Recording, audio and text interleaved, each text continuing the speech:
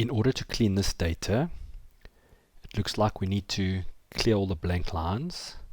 So the first thing we're going to do is put the auto filter on. So I'll highlight the area I want to put the filter onto. Go to data and filter. Now we've got this.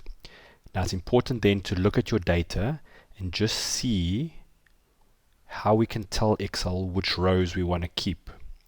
So it looks like that if there's a number in column N, it looks like it's the ones we want. All the subtotals seem to be in other columns. So what we want to do is get rid of the blanks.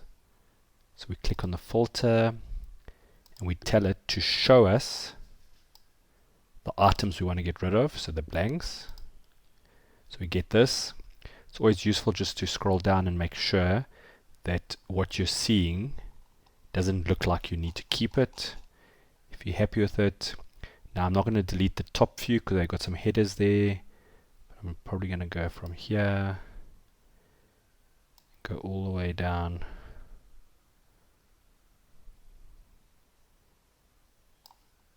to where the last blue number is, right click and say delete row, depending on the size.